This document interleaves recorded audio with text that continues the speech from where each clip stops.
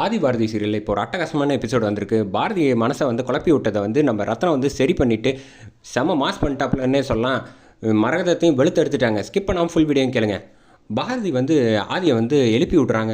ஆதி எந்திரிங்க, ஆதி என்ன ஆச்சுன்னே தெரியல, எனக்கு ரொம்ப பதட்டமாக இருக்குது, நீங்கள் எந்திரிங்க, உங்களை விட்டால் வந்து எனக்கு வேறு யார் இருக்கா அப்படின்னு சொல்லிவிட்டு ஆதியோட கையை வந்து சூடு பண்ணி தேய்ச்சி விட்றாங்க. காலை தேய்ச்சி விட்டுட்டு ஆதி எந்திரிங்க ஆதி, ஏற்கனவே வந்து நான் வந்து வாசுவை வந்து இழந்துட்டேன், இப்போ உங்களையும் இழக்க நான் தயாராக இல்லை, என்னோடய ஜாதகத்தினால தான் 24 மணி நேரம் கூட ஆகலை நிச்சயமாகி, அதுக்குள்ளே இப்படி ஒரு விஷயம் நடந்திருக்குது.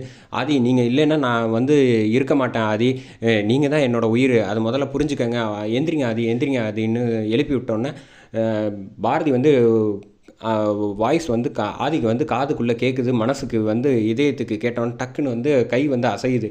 ஆதி கை அசைஞ்சோன்னே பாரதி வந்து அப்போ தான் வந்து நிம்மதி பெருமூச்சு விட்றாங்க. ஆதி என்னாச்சு அப்படின்னோடனே இப்போதைக்கு ஒன்றும் இல்லைன்னு அரை மயக்கத்திலே ஆதி வந்து சொன்னோன்னே ஆதி வந்து பாரதி மடியில் படுத்துருக்கபடியே அப்படியே வந்து படுத்துடுறாங்க. 2 பேரும் தூங்கிடுறாங்க. தூங்கி ஏஞ்சதுக்கு அப்புறமேட்டுக்கு காலையில் வந்து ஆதி தான் எந்திரிக்கிறாங்க. எந்திரிச்சோன்னதுக்கப்புறம் தான் தெரியுது ஆதி வந்து பாரதி மடியில் படுத்துக்கிட்டு இருக்காங்க. அப்போ தான் நைட்டு என்னாச்சு, லைட்டாக ஷாக் அடித்ததுலேருந்து எல்லாமே தெளிவாகுது. அப்புறம் வந்து பாரதி தலையை வந்து இப்படி தடவி விட்றாங்க. தடவி விட்டோன்னே வந்து பாரதியும் ஏஞ்சிடுறாங்க. என்ன ஆச்சு பாரதி, நீங்கள் எப்படி வந்தீங்க அப்படின்னு சொன்னோன்னே, ஆதி உங்களுக்கு என்னமோ ஏதோன்னு எனக்கு வந்து ராத்திரி ரொம்ப பதட்டமாக இருந்துச்சு, அதனால தான் மனசு கேட்காம ஓடி வந்துட்டேன், நல்ல வேலை, உங்களுக்கு ஒன்றும் இல்லைல்ல, என்னாச்சு அப்படின்னோன்னே ஆதி வந்து எக்ஸ்பிளைன் பண்ணுறாங்க.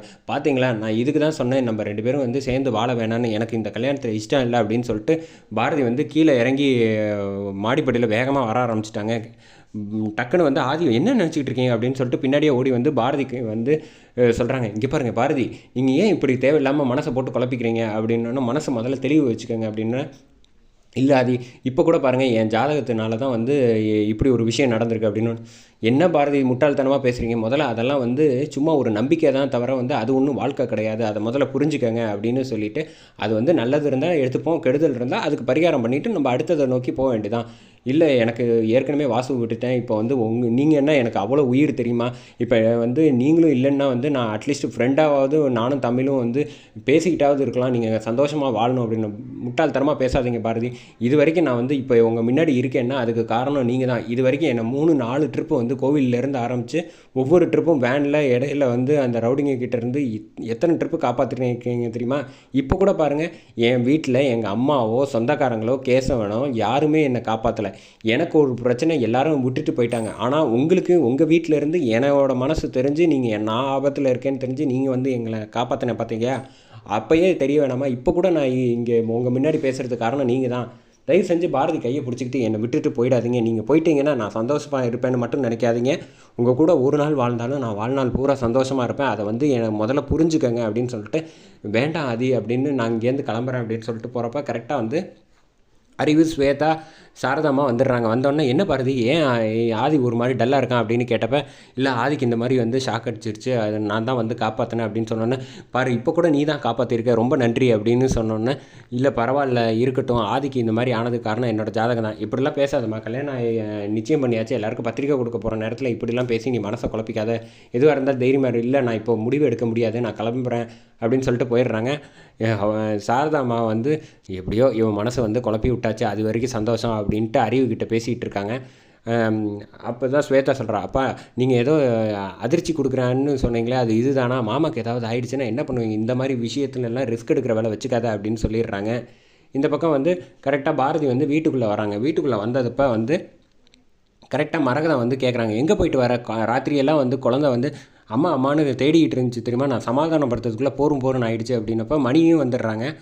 எங்கே போயிட்டு வரீங்க அப்படின்னா, ராத்திரியே வந்து வந்து ஏதோ யாரையோ தேடிக்கிட்டு பயந்துக்கிட்டு இருந்தா, அப்போயே வந்து நான் கேட்டேன் ஒன்றும் இல்லைன்னு சொல்லிட்டா அப்படின்னப்போ, யாரை பார்க்க போகிறேன் அப்படின்னோடனே, இந்த கரெக்டாக வந்து ரத்னமும் வந்துடுறாங்க. வந்தோடனே இந்த மாதிரி நடந்த விஷயம்லாம் நடந்திருக்கு, ஆதியை பார்த்துட்டு வந்தேன் அப்படின்னோடனே பேசவே விடாமல் பாரதியை வந்து கண்ணாப்பினான்னு சத்தம் போடுறாங்க. இதெல்லாம் ரொம்ப தப்பு பாரதி, உன் இஷ்டத்துக்கு நீ நடந்துக்கிட்டு இருக்க வேலையெல்லாம் இங்கே வச்சுக்கக்கூடாது அப்படின்னு பாரதியை வந்து சத்தம் போட்டுக்கிட்டு இருக்கப்ப, ரத்னம் வந்து முதல்ல எல்லோரும் ஒரு நிமிஷம் நிப்பாட்டுங்க, அவள் என்ன சொல்ல வராங்கிறத முதல்ல கேளுங்க, அதை விட்டுட்டு நீங்கள் மாட்டுக்கு ஆளுக்கு இஷ்டத்துக்கு என்னென்னமோ பேசிக்கிட்டு இருக்கீங்க அப்படின்னப்ப, சொல்லுமா எங்கேம்மா போயிட்டு வந்தேன், இல்லைம்மா ஆதிக்கு இந்த மாதிரி ஆயிடுச்சு அப்படின்னு சொன்னோன்னே, நீ ஒன்றும் கவலைப்படாதம்மா, அதான் மாப்பிள்ளைக்கு ஒன்றும் ஆகலை இல்லை, இப்போ தைரியமாக இரு அப்படின்னா, இல்லை நானும் அத்தையும் ஜோசியும் பார்த்துட்டு வந்தோம், அப்போ தான் வந்து இந்த மாதிரி விஷயம் எல்லாம் இருக்குது அப்படின்னோன்னா, என்னால் தான் வாசு இருந்த மேலே போயிட்டாப்புல, அதனால் மேற்கொண்டு வந்து இப்போ ஆதியும் இழக்க நான் விரும்பலை, அதனால் இந்த கல்யாணம் வேணாம் மாப்பிள்ளை அப்படி அப்படின்னு மனசு அதுக்கிட்டையும் சொல்லிட்டேன் அப்படின்னோடனே, நீ என்னம்மா தப்பு தப்பாக முடிவெல்லாம் எடுத்துக்கிட்டு இருக்க, தேவையில்லாத வேலையெல்லாம் பண்ணாத, பார்த்தியா என்ன நினச்சிக்கிட்டு இருக்கேன்னு. மரகதம் வந்து நல்லா இருந்த பொண்ணை வந்து மனசை கூட்டிகிட்டு போய் ஜோசியர்கிட்ட போகக்கூடாதுன்னு எத்தனை தடவை சொன்னேன், உன் ஆசையை வந்து தீர்த்துக்கிறதுக்கு இதுதான் கிடச்சிட்டானே பலாருன்னு ஒரு அரையிறாங்க. என்ன ஏன் அடிக்கிறீங்க, அத்தையை அடிக்காதீங்க பாவம் அப்படின்னோடனே, அம்மா நீ சும்மா இருமா, இவளை பற்றிலாம் உனக்கு ஒன்றும் தெரியாது, இவ வந்து இந்த கல்யாணத்தை நிப்பாட்டி துறைக்கு உன்னை வந்து கல்யாணம் பண்ணிடலான்னு நினச்சிக்கிட்டு இருக்காங்க, இங்கே பாரு அந்த விஷயம்லாம் நடக்காது, இந்த மாதிரி ஜாதகத்தை போய் பார்க்காத, ஜோசியர் வந்து நல்ல விஷயங்களை எடுத்துக்கணும், கெட்ட விஷயங்களை வந்து பரிகாரம் பண்ணிட்டு போயிட்டே இருக்கணும், வாழ்க்கையில் வந்து ஒன்றை மாதிரி ஒரு நல்ல பொண்ணுக்கு வந்து என்றைக்குமே ஒரு நல்லது தான் நடக்கும், மாப்பிள்ளையை வந்து நீ வந்து எக்காரணம் கொண்டு கைவிட்டுறக்கூடாது, மனசு தைரியமாக நான் கல்யாணத்தை நடத்தி வைக்கிறேன் அப்படின்னு பாரதி மனசை மாற்றிடுறாங்க நம்ம ரத்னம்.